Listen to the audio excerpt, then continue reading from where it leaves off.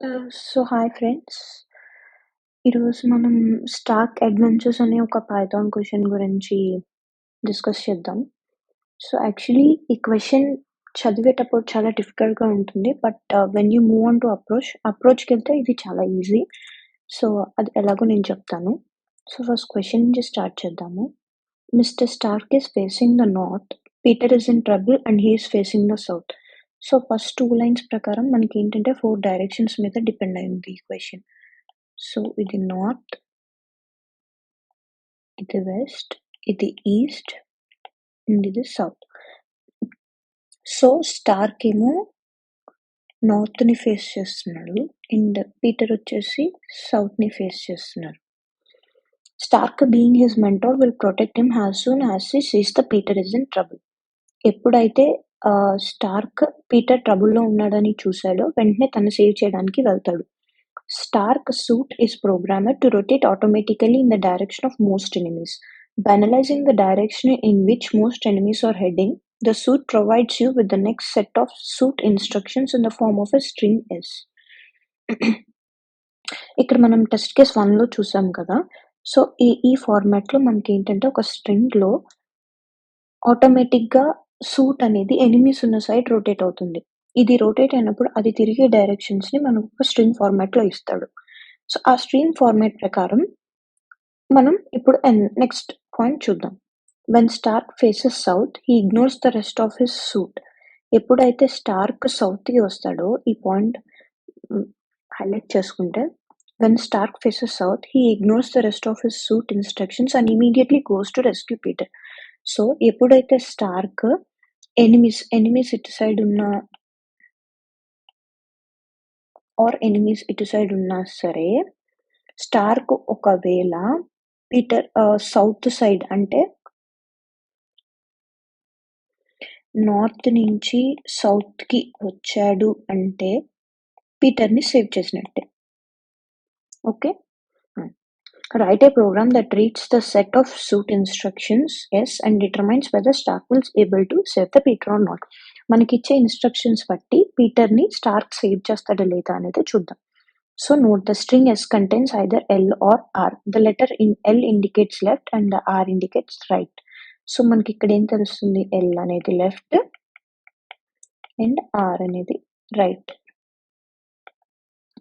దీని ప్రకారం the first line of input contains an integer t representing the number of test cases and the second t line of input contains a string representing the next set of suit instructions. Output should be a t line containing a string. మనకి input వచ్చేసి ఇలా ఒక string ఇస్తారు. Output ఎలా రావాలి అంటే మనకి ఇచ్చిన డైరెక్షన్స్ ప్రకారం అది వెళ్తాడా, స్టార్క్ అనేవాడు పీటర్‌ని సేవ్ చేస్తాడా లేదా అనేది మనకి అవుట్పుట్ రావాలి. మనకి ఆ నెంబర్ ఆఫ్ టెస్ట్ కేసెస్ అనేది ఫస్ట్ ఒక నెంబర్‌లో ఇస్తాడు. ఆ టెస్ట్ కేసెస్ ప్రకారం మనం ఫైండ్ ఔట్ చేయాలి. ఇది క్వెషన్. ఇక్కడ ఇన్స్ట్రక్షన్ ప్రకారం ఇక్కడ కొన్ని ఇన్స్ట్రక్షన్స్ ఇచ్చారు మనకి డైరెక్షన్స్ ప్రకారం. ఇది ఏంటో చూద్దాం ఫస్ట్ మనం. ఫస్ట్ వచ్చేసి మన టెస్ట్ కేస్ ఏంటి అంటే R, L, R and RRR. మన అప్రోచ్ ఎలా ఉంటుందంటే ఇప్పుడు మన అప్రోచ్ వచ్చేసి ఇప్పుడు స్టార్క్ అనేవాడు ఒకవేళ రైట్ సైడ్ వెళితే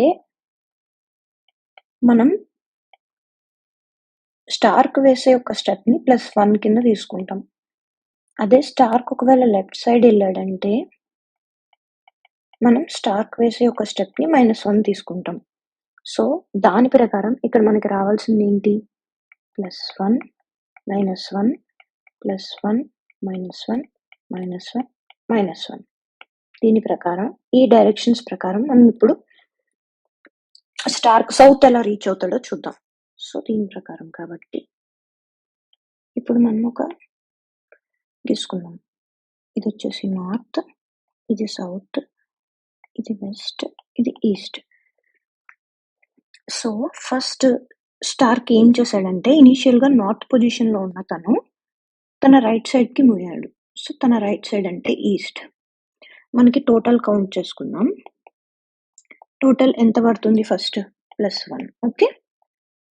తర్వాత ఏం చేశాడు? ఫస్ట్ డైరెక్షన్ అయిపోయింది. సో, మనకి సెకండ్ డైరెక్షన్ వచ్చేసి లెఫ్ట్.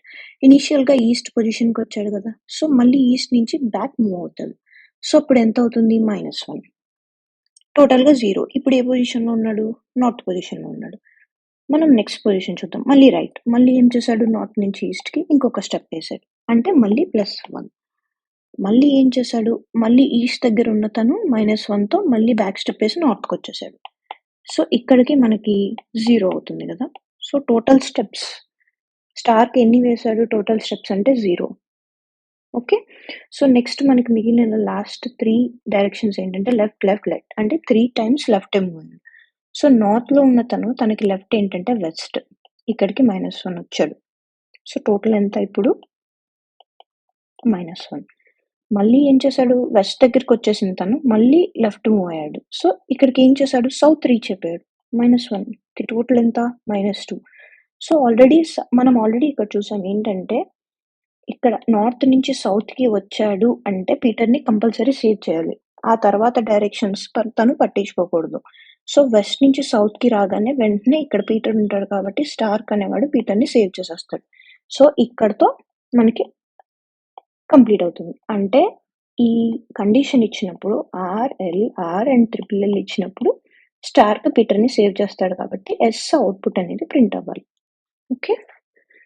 ఇది మనం రాయాల్సిన అప్రోచ్. సో, ఈ అప్రోచ్‌ని కోడ్ పరంగా ఎలా రాస్తాము అంటే, ఎప్పుడైతే స్టార్క్ డైరెక్షన్స్ ప్రకారం ట్రావెల్ చేసినప్పుడు +2 ఆర్ -2 వస్తే లూప్ అనేది బ్రేక్ అయ్యి ఏమవ్వాలంటే ఎస్ ప్రింట్ అవ్వాలి. అది కాకపోతే నో ప్రింట్ అవ్వాలి. సో, ఇదే మనం చేయాల్సిన అప్రోచ్. సో, +2, -2 ఎలా వస్తుందంటే, మనం ఇక్కడ ఇన్‌పుట్స్ ఎలా తీసుకుంటాం? రైట్ అంటే +1, లెఫ్ట్ అంటే -1. సో, మనం దీన్ని పైథాన్‌లో కోడ్ చేసి చూద్దాం. సో, ఇందాక మనం డిస్కస్ చేసినట్టు స్టార్క్ అడ్వెంచర్స్ క్వెషన్‌లో సో, ఇన్‌పుట్స్ అండ్ అవుట్‌పుట్స్ నేను ఇక్కడ మెన్షన్ చేశాను ఆల్రెడీ స్టార్క్ అడ్వెంచర్స్. సో, ఇప్పుడు మనం దీన్ని కోడ్ చేద్దాం. ఫస్ట్ మనం ఈ నంబర్ ఆఫ్ టెస్ట్ కేసెస్‌ని రీడ్ చేద్దాము. So, number of test cases is equal to int of input. Then మనం దీని రేంజ్ ప్రకారం ఈ 4 డైరెక్షన్స్‌ని మనం రీడ్ చేయాలి as number of test cases ప్రకారం. సో, దీనికన్నా ముందు మనం ఇనీషియల్‌గా ఆర్ అండ్ ఎల్ ఏంటో మనం రాసుకుందాం. సో, యాజ్ ఐ టోల్డ్ ఇక్కడ ఏంటంటే రైట్ అంటే +1, లెఫ్ట్ అంటే -1 అని చెప్పాను కదా! సో, అవి మనం ఇక్కడ డిఫైన్ చేసుకుందాం. అంటే capital R is equal to +1 అని, capital L is equal to -1. దీని తర్వాత ఇప్పుడు మనం టెస్ట్ కేసెస్ రీడ్ చేసుకుందాం. For I in range of number of test cases అంటే 0, 1, 2, 3 రేంజ్‌లో మనం పాత్ ఆఫ్ డైరెక్షన్స్‌ని తీసుకుంటాం. So, path is equal to input. దీనివల్ల మనకి ఈ 4 డైరెక్షన్స్ రీడ్ అవుతాయి. సో, దీని యొక్క ఫస్ట్ ఇది తీసుకుంటాం మనం ఇన్‌పుట్. దీని ప్రకారం వస్తే కదా! దీని ప్రకారం మనం ఇప్పుడు వస్తుంది. So, okay. దీంట్లో ఇప్పుడు మనం నెక్స్ట్ ఏం చేయాలి యాక్చువల్లీ? మనం ఏమనుకున్నాం at the end of the thing +2 కానీ, -2 కానీ వస్తే అప్పుడు మనకి లూప్ అనేది బ్రేక్ అయ్యి ఎస్ అనేది ప్రింట్ అవ్వాలి. So, total steps is equal to 0 తీసుకుందాం. ఇప్పుడు మనం ఈ పాత్‌లో ఉన్న ఇక్కడ ఉన్న ప్రతి ఒక్కటి మనం రీడ్ చేయాలన్నమాట. ఎల్ ఒకటి, ఆర్ ఒకటి. సో, రైట్ వస్తే +1 యాడ్ అవ్వాలి. లెఫ్ట్ వస్తే -1 యాడ్ అవ్వాలి. ఆ కండిషన్ ఇప్పుడు మనం రాద్దాం. సో,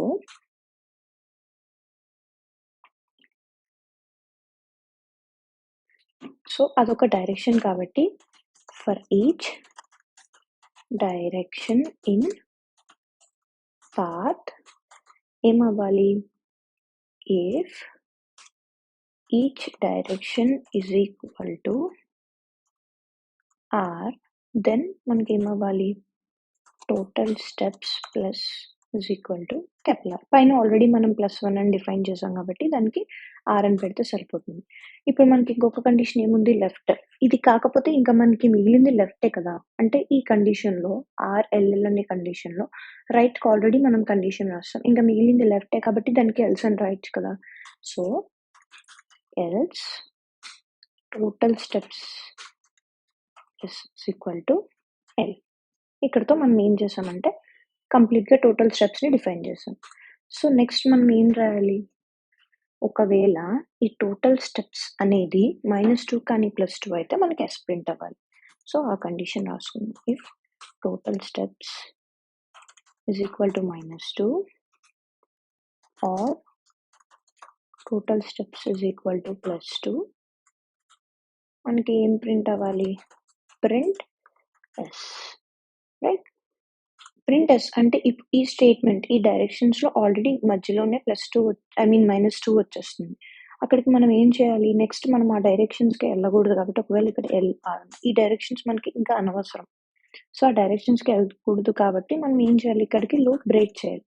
లూప్ బ్రేక్ చేసిన తర్వాత లూప్ బయటకొచ్చాక ఈ ఇఫ్ లూప్‌లో నుంచి దీని లూప్‌లో నుంచి అంటే ఈ ఈచ్ డైరెక్షన్‌ని మెజర్ చేసిన లూప్ ఈ లూప్ రెండిట్లో నుంచి బయటకొచ్చిన తర్వాత ఎల్స్ ఏం ప్రింట్ అవ్వాలి? అది కాకపోతే మనం ప్రింట్ నో.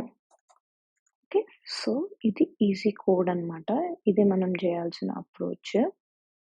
సో, ఇప్పుడు మనం టెస్ట్ కేసెస్‌ని సాల్వ్ చేద్దాము. టెస్ట్ కేసెస్ పెట్టి చూద్దాము ఎలా వర్క్ అవుతుందో. కాపీ చేసుకొని in run Python file. So, ఇక్కడ పేస్ట్ చేద్దాం.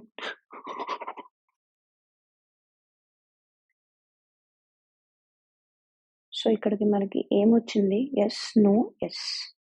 Right? Yes, no, yes. So, the output might be yes, no, yes. Okay. In the same way మనం ఇప్పుడు ఈ శాంపిల్ ఇన్‌పుట్ 2 కూడా తీసుకున్నాము. సో, మళ్ళీ పైథాన్ ఫైల్ రన్ చేద్దాం.